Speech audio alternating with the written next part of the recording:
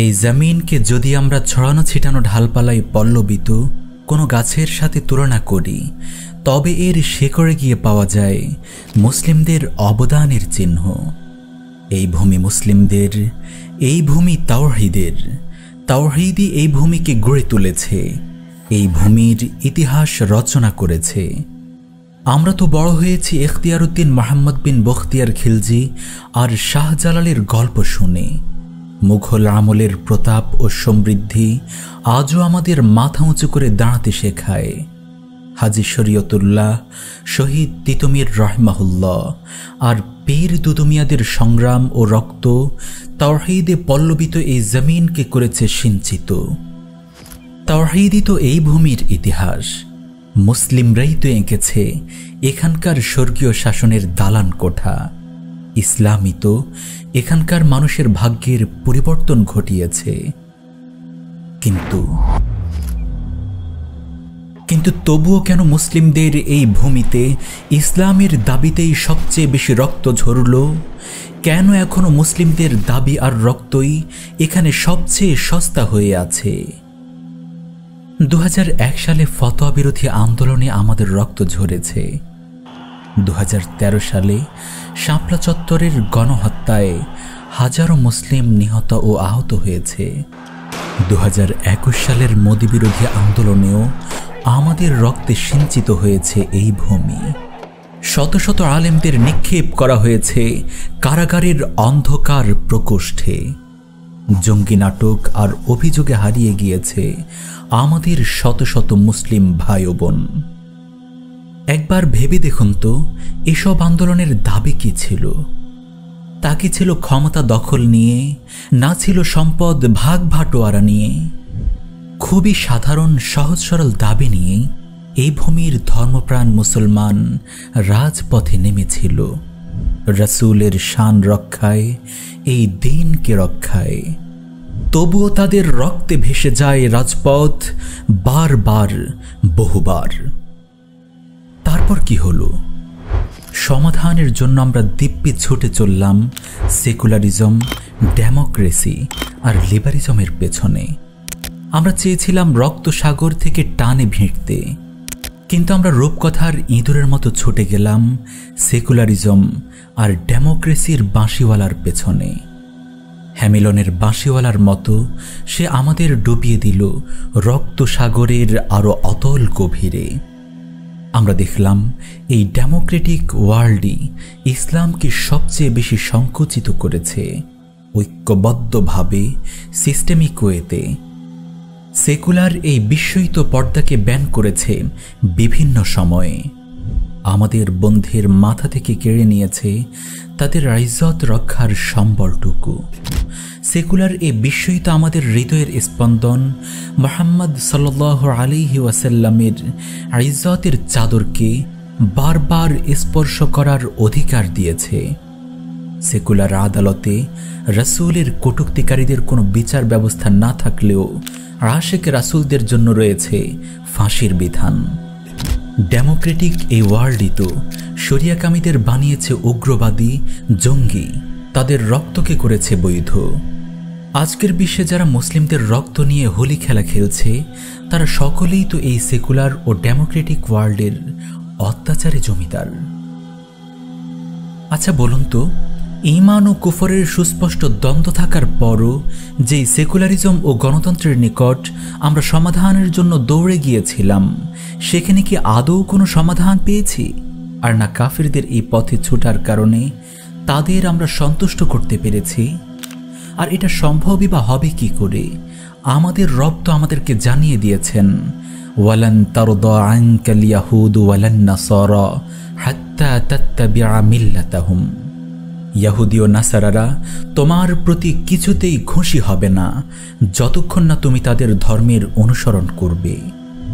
আমরা democracy, secularism, liberalism, feminism, capitalism, interfaith সহ এই যে মানবরচিত নানা তন্ত্রমন্ত্রের পেছনে দিব্যি ছুটে চলছি, এসবই আমাদেরকে ঈমানের কাফেলা থেকে বের করে কুফরের তাঁবুতে নিয়ে যাওয়ার বন্দোবস্ত।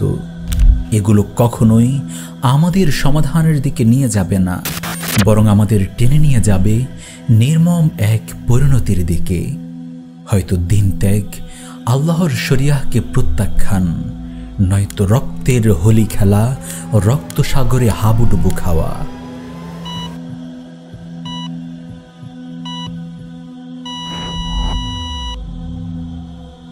তাহলে সমাধান কোথায়? অনেক যুগ আগের ইতিহাসে এখানে তো ছিল পৌত্তলিকতা, অবাধ যৌনাচার, শোষণ, শ্রেণীবিভেদ, মূর্খতা ও অনাচারের জয় জয়কার।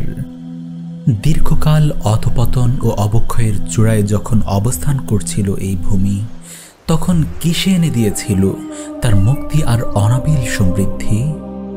ইতিহাস এই প্রশ্নের উত্তর পরম যত্নেই সংরক্ষণ করেছে, আর তা হল ইসলামী শরিয়া। ভারতবর্ষের সবচাইতে সোনালী সময় কেটে গিয়েছে ইসলামী শাসনের আওতায়।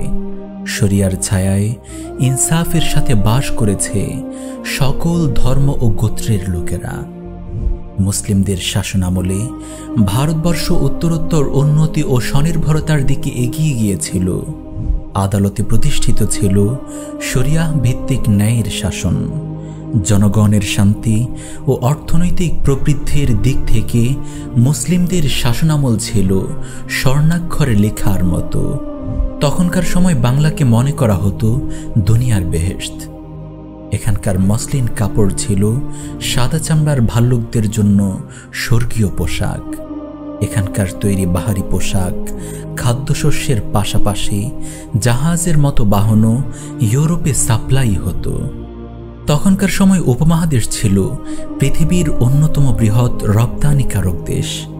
1700 সালে ভারতবর্ষ যখন মুঘল সাম্রাজ্যের দ্বারা শাসিত, তখন এর অর্থনৈতিক মূল্য ছিল বর্তমান পৃথিবীর 21 ট্রিলিয়নের সমপরিমাণ। এটির অর্থনীতি এত বড় ও এত শক্তিশালী ছিল যা পুরো পশ্চিম ইউরোপের সম্মিলিত অর্থনীতির চেয়েও এগিয়ে ছিল। এভাবেই মুসলিমদের শাসনামলে ভারতবর্ষ হয়ে ওঠে আপামর জনতার শান্তি ও সমৃদ্ধির আবাসস্থল। তারপর যখন আমাদের এই ভূমির শাসন ব্যবস্থা থেকে ইসলামকে সরানো হলো, মুসলিমদের উৎখাত করা হলো, তখন ধীরে ধীরে আমরা সবই হারিয়ে পরিণত হলাম অন্তঃসার শূন্য, দুর্নীতিগ্রস্ত, দরিদ্র এক দাস রাষ্ট্রে। আজ আমরা যে শান্তি চাই, যে ইনসাফ চাই, যে উন্নতি চাই, তা একমাত্র শরিয়াহ ছাড়া কখনোই সম্ভব নয়। ইতিহাস আমাদের এই চিরসত্যের সাক্ষ্য দেয়। আমাদের বুঝতে হবে, কাফেরদের জন্য যেটা সমাধান, সেটা মুমিনের জন্য নয়। কাফেরের জীবন বিধানে মুসলিমদের জন্য কোনো কল্যাণ নেই। আমরা কেন বুঝি না যে মতবাদ ও সিস্টেমের জন্মই হয়েছে ধর্ম থেকে আলাদা হয়ে, ধর্মের বিরুদ্ধে বিদ্রোহ করে সেটা কিভাবে মুসলিমদের জন্য সমাধান নিয়ে আসবে? যে আদর্শ অস্তিত্বেই এসেছে ধর্মকে জীবনের সকল ক্ষেত্র থেকে বিদায় করার জন্য, সেটা কিভাবে মুসলিমদের জন্য নিরাপত্তা, সম্মান ও সমৃদ্ধি নিয়ে আসবে? সেটা কিভাবে মুসলিমদের প্রভাবশালী বানাবে? এটা তো খুবই সহজ হিসাব। মহান আল্লাহ তাআলা কাফেরদেরকে আমাদের শত্রু হিসেবে আখ্যায়িত করেছেন। তারা তো আমাদের বন্ধু হওয়াও নিরাপদ নয়। তাহলে কিভাবে তাদের তৈরি আদর্শ আর সিস্টেমের কাছে নিজেদের সঁপে দিয়ে আমরা নিরাপদ থাকব? আমরা কিভাবে ভাবতে পারি তাদের তৈরি আদর্শের কাছে নতি স্বীকার করার পরও আমাদের নিরাপত্তা, সম্মান, প্রভাব কিছুই বিঘ্নিত হবে না? মুসলিম হিসেবে আমাদের শান্তি, সমৃদ্ধি, শক্তি, মর্যাদা, ইনসাফ সকল কিছু আল্লাহর দেয়া দিন ও জীবন বিধান ইসলামের মাঝেই আছে। আল্লাহর দেওয়া শরিয়াই আমাদেরকে করবে সম্মানিত, নিরাপদ ও প্রভাবশালী। দুনিয়ার সকল ধর্ম, মতবাদ ও শক্তি আমাদের সামনে থাকবে অবনত। এটা নিছক কোনো কাল্পনিক দাবির বিষয় নয়। পৃথিবীর দীর্ঘ এক ইতিহাস এই চিরসত্যকে সংরক্ষিত করে রেখেছে। আমাদের হিম্মত কি আছে ইতিহাস থেকে এই চিরসত্যকে ধারণ করার? আমাদের হিম্মত কি আছে ইতিহাস থেকে এই চিরসত্যকে ধারণ করার?